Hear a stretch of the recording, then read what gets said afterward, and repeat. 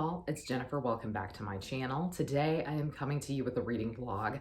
I'm going to call this the ktropeathon vlog because I think everything I plan on reading this week fits into the ktropeathon prompts. I am essentially starting this vlog because the BTS memoir came out yesterday, and I know I'm going to have a lot of thoughts and feelings, and so this might be in one way a BTS vlog, but mostly it's going to be a ktropeathon vlog.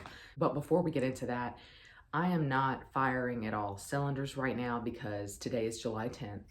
So my group, EXO, had their comeback this morning.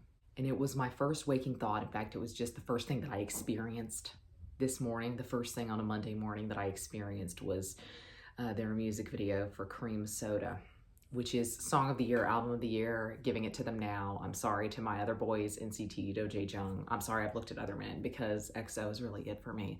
But it just kind of means that that's on a loop in my brain right now. The song is so good. I literally put it on a loop. I found out that you can do this on Spotify. I thought you could just like say that you wanted a song to repeat on your playlist, but I found a way to loop the song. And from 8 to 9 this morning, I listened to one song on their album, which is called Cinderella. Amazing, possibly the best song on the album. From 9 till maybe 10:30, I was on my Cream Soda binge. I'm explaining all of this to you because it's going to go hand in hand with the book that I'm going to read, and I just want you to know how unhinged I am when we start talking about how unhinged the main character is in this book. I also made a cake for this because the comeback was called Cream Soda, so I made like a cherry cake. I think I filmed part of me decorating that, so you've probably seen it. But it was a disaster, the likes of which I think basically the problem with it was that I wound up using cherries in the icing in the middle, and the cherries must have macerated once they got in contact with sugar. There really wasn't a lot of sugar in that icing, but I think they still macerated even after I cooked them down. So while I'm sitting there trying to decorate the cake, like cherry starts like oozing out of the sides of the cake. So I had to dye the icing that I covered the entire cake in a purple that would cover up the cherries, and thus I'm really unhappy with the cake. That's why I won't show it to you from the top, because I think the color is so Barney the dinosaur that it's upsetting to me personally. The point is, it's really good, and I think it has that kind of cream soda flavor. It's very, very good. I'm really happy with it, but I just hate the color. I really am not happy with the decoration of it. I know I can do better there, so like I just was disappointed. Halfway through, I almost gave up, but that's me for you. So those are the things that I have done for EXO for their comeback. They haven't had an album in 2 years, okay? And the album they had 2 years ago is an album that even they forget about, but it's actually one of their best. So I am explaining all of this to you because one of the books that we are going to be reading this week is a book that I started on Kindle the other day. It was so good that I ordered a physical copy. And I said, I'm gonna annotate this because I really think it's gonna be a personal call out to me. So I thought we could unbox the books that we will be reading this week. Right here on top, we have my pride and joy, which is Behind the Story BTS memoir. We're really gonna dig into this. This is so nice. There's QR codes and everything. Everything's in purple. I knew they would commit to the aesthetic. Oh my gosh. I'm so excited. I am so excited. And we of course have some like gorgeous photos of them right as it opens up. Where's my bias? Y'all need to see him. So again, you can know how unhinged I am. Here he is, absolute work of art. We will get into this. I love a music biography. That is something that I used to read a lot of in high school because I was really into hair metal, and I just was obsessed with hair metal. In fact, I guess you could say I was kind of like in a hair metal fandom. I don't know if you'd say that or not.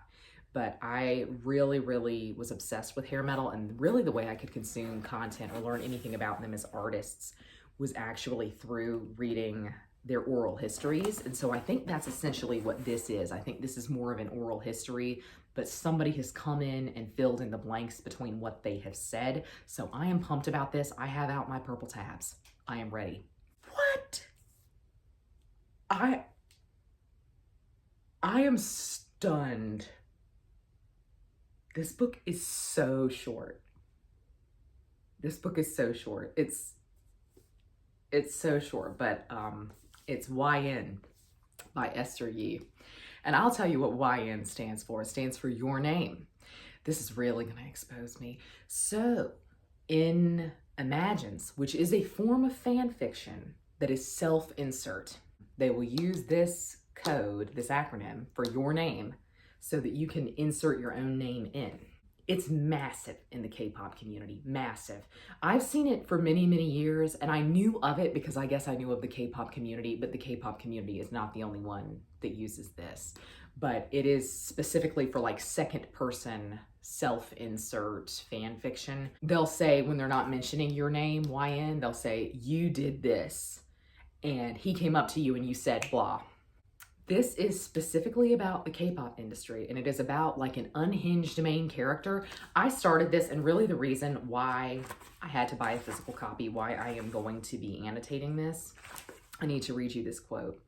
This is her friend, so it starts out that she's like not into the world of K-pop at all, but her friend really is, and she has a free ticket to a concert for her group, and she's trying to convince her friend to go with her, you know. Her friend says, like, the boys are unafraid to leave a mark on other lives, possessing as they do an unshakable faith in their own genius.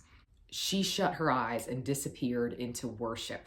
When she opened them again, she smiled with condescension as though she'd just been to a place beyond my understanding. But her return to normalcy, to our shared world of stultified passion, struck me as a failure of commitment. I realized then that if I had yet to follow her to this other place, it was only because I knew I might never come back.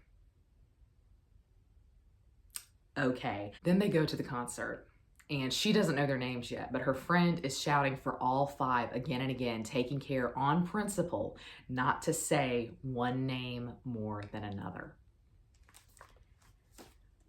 I said, okay, so this was written by an insider, like this was written by someone for whom K-pop has taken over their whole entire life. I just thought the writing, first of all, was beautiful. I also think it's gonna have a lot of interesting things to say.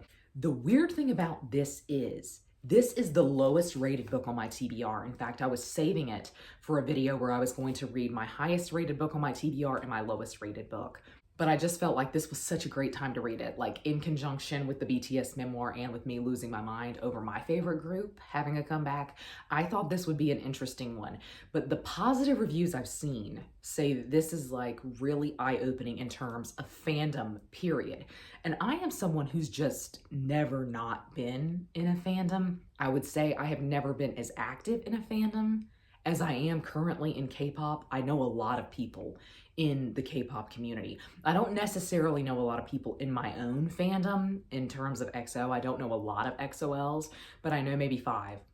Whereas other fandoms I've been in, it's been kind of passive for me. I used to write fan fiction quite a bit, and that's probably as well known as I've ever been in any fandom, and that was specifically for the Vampire Diaries. And I also wrote for Vikings, but I wrote for Pirates of the Caribbean, I mean, many years ago, like long before I even knew what the concept of an Imagine was or anything like that. I wrote like self-insert Pirates of the Caribbean fan fiction. So I am who I am. So I'm interested in this on multiple levels, like someone who is in a fandom right now and in a fandom that is being really talked about blatantly in this book. But I am also interested in what it just has to say about fandom culture and people who are like really involved in Star Wars or like Dungeons and Dragons, Marvel. I've been there too. That's my cross to bear. I've been in like 10 different fandoms and I have fallen out of love with all of them. I really don't know how I feel about K-pop like long term. I think it will depend on how long my group stays in the game. I can't wait to get into this. I really don't know what I'm gonna do first. I've got to get my sticky notes ready for both of these, and I have to get my purple highlighter ready for this. BTS has purple as their color. All K-pop groups kind of have their color. If you want to know the honest truth, I don't know what EXO's color is.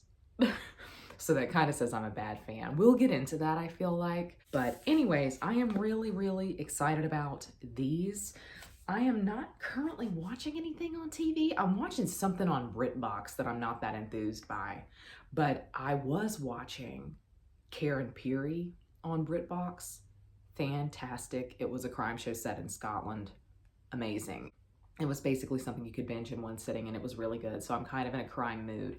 But if I don't find anything to start tonight, I'm going to get really in-depth into these, and I am really looking forward to it.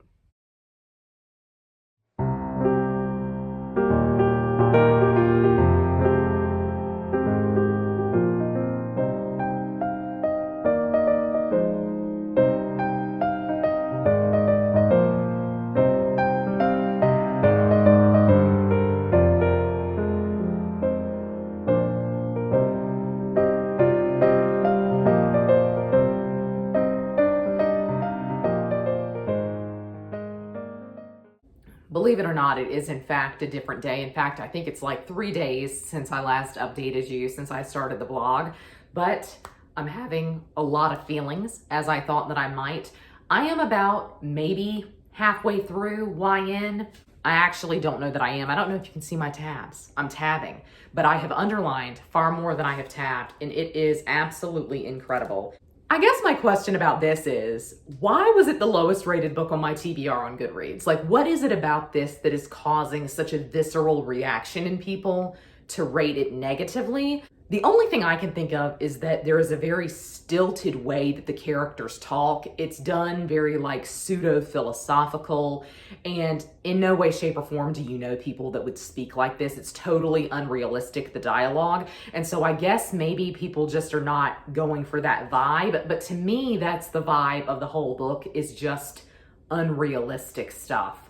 I think we're finally about to get into the fan fiction side of things, which I'm really excited about. The title being YN, or Your Name, is really the reason why I wanted to pick it up. I would have read this even if it wasn't about K-pop, but because it is, I think it's interesting just thinking about the history that K-pop has with second-person fan fiction. And something to keep in mind with that, if you're not part of the fan fiction world at all, is I would say like Your Name fan fictions or second-person fan fictions are probably the ones that are the most looked down upon in any fandom.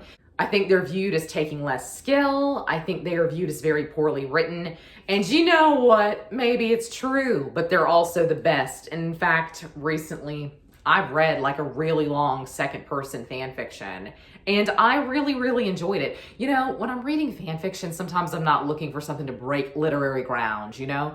But I think it's interesting that this book wanted to look at that specifically, and we have finally entered into that world, and this was just an absolutely fantastic quote that I have to read you. Our main character has started writing fan fiction, but they're talking about the writing of fan fiction at like a K-pop event for her group. And the guy who put this together says, YN fic puts me to sleep. In order to accommodate the biography of every reader that might chance upon the story, the writer creates a character void of personality. But there can be no story without a proper protagonist. So there is never a story when it comes to Your Name, YN. There are only absurd and arbitrary leaps in plot. All of this amounts to a warning, one I urge you to heed. Anyone who pursues the delusional fantasy of being Moon's chosen one can expect to have their identity wiped out. This is so much bigger than you. You are not YN. All of us are, all at once. And Moon is the name of her bias. I mean, that's what I was looking for out of this book. You know, I was looking for what unites us in fandom and also what's kind of unhinged about fandom. But there are plenty of YN fics out there where YN has a big personality. And I think those are some of the more popular ones, but I think they can also be less popular if people don't find them blank enough, relatable enough. If you have an issue with this, do you have an issue with Twilight? What is Twilight but a Your Name fanfiction given a name? Bella has almost no identifying qualities as a character besides basic ones. She's clumsy. In fact, at this point, the fact that she's clumsy is basically all I can remember. And so I think this has its roots in actual literature, but I also just think it's really fascinating to just outright discuss it. There's a lot about K-pop fandom that boggles the mind. There's a lot about fans that we call Delulu, like they say Delulu, they really mean this. There is a lot about them that just leaves you scratching your head, because right now, my group had their comeback. And one of the members of EXO, my group, is married and he has 2 children. And this has been massively controversial in South Korea. It seems like international fans have been very welcoming to this, but Korean fans have wanted him to leave the group because he has been married. It's to the point now, like, where they have events and nobody will cheer for him and they're very quiet when he's on stage. And I just think that's bizarre because he was never going to marry you anyway. That could go into an entire different discussion about how in K-pop people don't date, or they aren't seen to be dating. Let's call it like that. But I think that's interesting, and that's just an interesting facet about K-pop as an industry.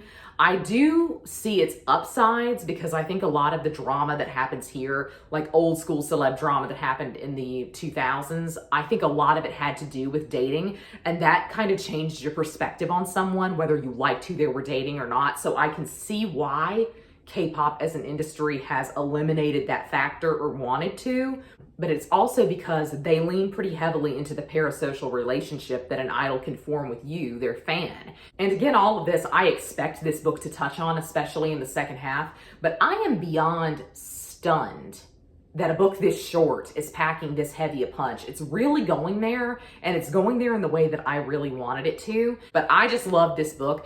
I think it's really interesting because I think you can take what she says, you can extrapolate it to basically fandom in general. But I think the biggest comparison, in my opinion, would be to something like sports. Like intense sports fandom. Like you're wearing the jersey, we in K-pop will carry your photo card or whatever. You're really intensely into the team.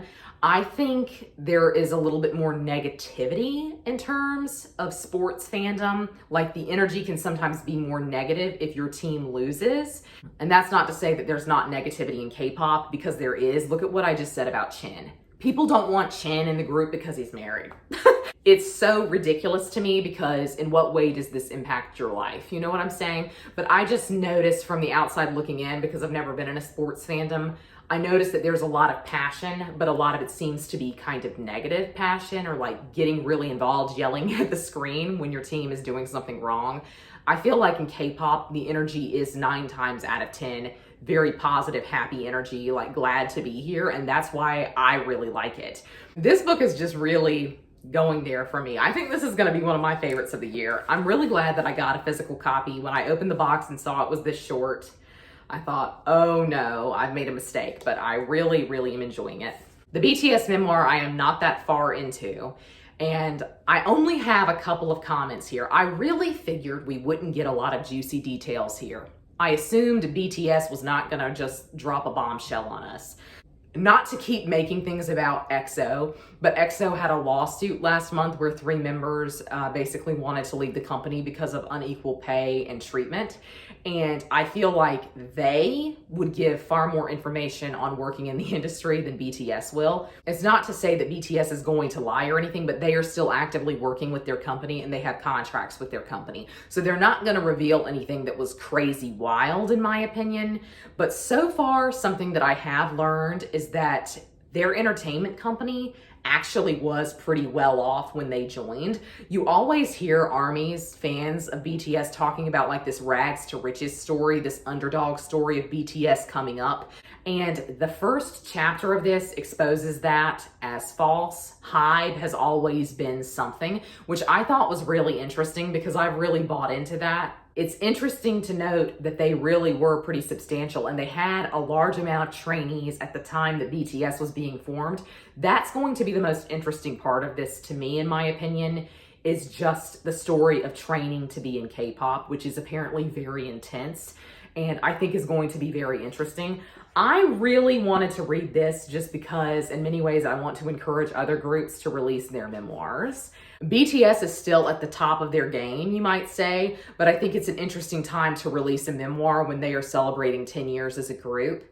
The big drama that I really want to know about with them is that they apparently almost broke up one time. And so that's what I'm really looking forward to seeing them talk about. I do think they will approach that. I think things that are personal to them, they will talk about. But I don't think they're going to expose the hardships and the problematic aspects of the Korean music industry at all, because they are still participants in it. The special thing about BTS, if you don't know anything about them, is that essentially they really do have a big say in their image and in their music because they've become so popular that they now have the power to leverage that. And so I do respect them a lot as artists because I feel like they are very individual and they've worked very hard to be able to have that individuality. But I do think that makes me question how other groups are, because BTS has been very upfront about how they were assigned kind of personalities that they didn't necessarily have in life. So I do think this will have some juicy aspects, but I don't think it's going to go there. It's not going to talk about dating scandals and stuff like that, which is kind of what I read celebrity memoirs for, is for the drama. But I am learning a lot. I think it's really interesting. The members are not talking as much as I thought they would. For the most part, this is the author's words, and I kind of thought this was an oral history that somebody was piecing together. And I think at this point, it's actually really is somebody writing a memoir after listening to them talk about it. And then intermittently, there is a quote from some of the members. This is the same day. I'm just a little bit further into YN, and I want to say that I do think I understand why people are rating it poorly. It has moved into the realm of the absurd remarkably fast, in my opinion. And I mean that I feel like the events have become absurd. Like conversations that have happened between characters have become so far out of the realm of possibility. I feel like the rest of the book has had an odd tone, but it's been a tone of like discussion, of essay. And it's also been a look into the mind of someone who is completely unhinged. And so there's many different aspects to this. Like I feel like this book is really great in terms of conversation with something like maybe woman eating or a certain hunger, just kind of the unhinged woman trope. But I just think what's interesting about this is that I don't have a handle on why she is this way, on what it is in particular about her bias that has made her feel this way, let's say. Because she has said that she doesn't necessarily find him attractive, like she does, of course, like in an ethereal, beautiful sense. He is objectively a beautiful person, is what she says. But she doesn't act as if she is in particular attracted to him. Like if he came up to her on the street and asked her out, I don't know that she would say yes, but she's writing romantic fan fiction about him, so maybe that's not true.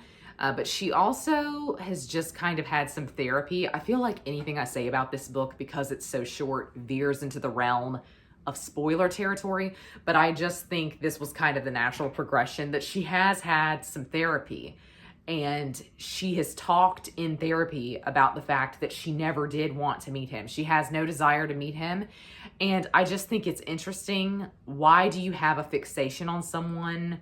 Why are you like this if they're A, not a person that you are attracted to in that sense, or B, a person that you ever intend to meet? Why did you form a connection with them that's like you're in a relationship with someone who has no knowledge of who you are? Because in many ways she does treat him as like a boyfriend. And so I feel like maybe what she is saying and what is actually happening are two very different things. And maybe that's kind of the point the book is making, is that she is not registering how wild this is. But I do think it's weird. I think the writing is weird.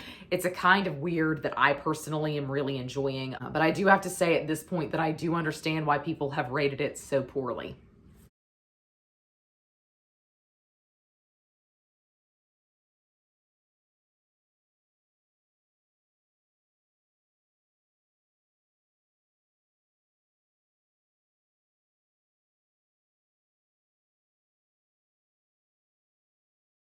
I thought I would go on and wrap up the vlog here because I finished YN last night. And I was talking to Christy Lewis last night when we were hanging out. We had decided that we were going to buddy read the BTS memoir together. So it didn't feel that pertinent to me to have to force myself to get through so much, though I think she's much further into it than I am. But I did make it a significant way into this last night. I am about, I think, 3 or 4 chapters in, and I am really, really enjoying it. And I'm sorry that I said I didn't feel like they were going to give us anything, because I do think they've been pretty upfront and honest about the shortcomings of their company in particular. On the whole, like I said, I was really interested in the trainee process. And what was interesting is that Big Hit had so many trainees at the time that BTS was being formed, and then they kind of hedged all their bets on BTS and let go of all of the other trainees. And I would be really curious to know what became of them. But I think that's what's been interesting to me, is kind of learning about their conception as a group. Like, they definitely thought they were going to be primarily a rap group, and the vocalists and dancers of the group had to learn how to get into hip hop. And then The rappers then had to learn how to dance, which they didn't think was going to be a component of their group at all. They thought they were just going to be a rap group. I do, of course, think this is of far more value to someone who is ARMY, someone who is really into the world of BTS. I truly do think this is just designed for those fans because I think there's a lot that they assume you know, and there is an assumption on the part of the reader that you're very familiar with a lot of aspects of the K-pop industry, but also of their lore as a group. And BTS was kind of my gateway drug. They were how I came into K-pop, but I never apparently hit it with them the way that I did with my own alt group, because I just remember when I got into K-pop and people were talking about watching BTS's content and watching them do like variety shows or go on vacation together, and I thought, why on earth would you care anything about that? Like, isn't this just about the music? Now, I will watch EXO read out of the phone book.